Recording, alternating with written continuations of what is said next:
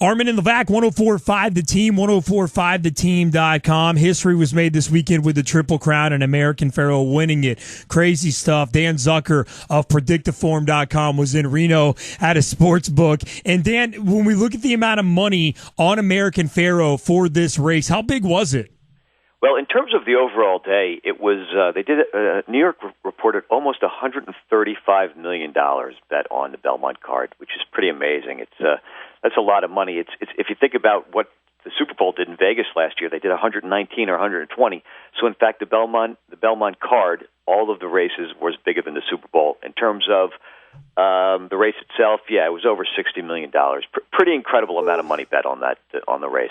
And it was tough to make money unless you had to kind of go deep into a bet in order to make money off American Pharoah winning it.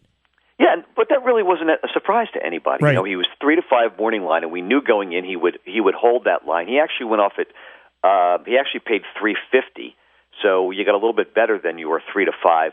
And when you think about it, and after all is said and done, and you know hindsight is the worst thing to look at, he did pay a fair value. That was a fair value for what he wound up going off at. Wow. Dan Zucker, PredictTheForm.com with Armen and Levack, 104.5 The Team, your home for New York sports. So, Dan, the Triple Crown, first time it's happened, obviously, since 1978. It was hard to predict the kind of impact and what would happen after it. What has the scene been like, money-wise, the effect, traffic-wise, and what we think this will do to the gambling scene and horse racing going forward? Well, the after effect has been unbelievable. I mean, you guys probably saw it, but the connections of Pharoah were on NBC, the Today Show this morning. And what overall, I would say it's going to be great for the industry. It's great for just taking fans that aren't familiar with the sport that kind of caught it and want to follow it a little bit more. I think the thing that the Zayats are hoping to do, and it's rumored that they are going to do, is race American Pharoah again. Oftentimes when you have a horse that wins a big race, whether it be a Triple Crown or otherwise, you want to send your horse to the breeding shed because that's where all the money is. But it sounds like these guys are going to try to keep him around and race for a while. Wouldn't be surprising to maybe see him run in the Travers at Saratoga and then the Belmont and then the Breeders' Cup Classic. And obviously here in Albany in the Saratoga area, we are really hoping we get to see him for the Travers. That'd be sick. Dan Zucker, PredictTheForm.com. Dan, what was it like, the environment at the sports book in Reno watching this race?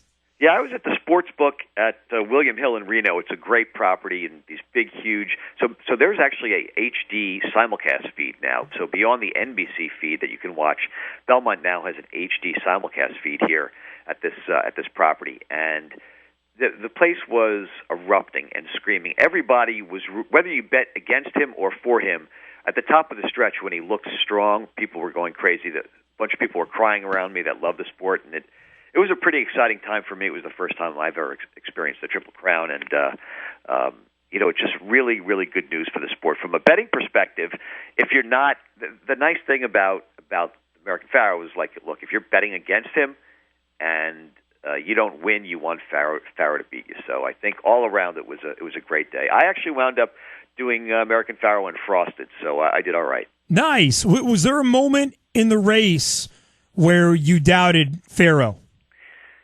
Well, when they broke and nobody went with him, that was probably a pretty good sign that he was going to be tough to beat. I mean, it's not like he was ever in doubt around the race.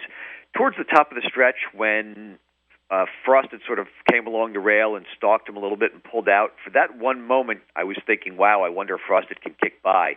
But, American Pharoah had that other gear that he hadn't used, a little bit like the Preakness, where he was saved till the top of the stretch, and then he went on from there. So I would say no. I felt pretty strongly like he was going to win the race throughout most of the race once he got that lead. And those fractions weren't really fast. I mean, they went 48 to the half compared to 46 some other years. So he did get his way on the front end. Dan Zucker, PredictTheForm.com. Dan, what's the future hold for PredictTheForm.com? What you guys got going on? Well, it's kind of funny. You take a deep breath after the Belmont Stakes, and then you wheel right back, and you have big races at Churchill. But from now through the end of the summer, we're going to be really hyper-focused on Saratoga. I'll actually be up there this summer. We're probably going to be doing a couple seminars, some live video chats, and Saratoga is the meat to focus on. There's so much money being handled. It's the best racing in the country every year. day in, day out, and it's extending an extra week this year, guys. Right? It's starting early and going after late, or Labor Day's late, right? It is, yeah.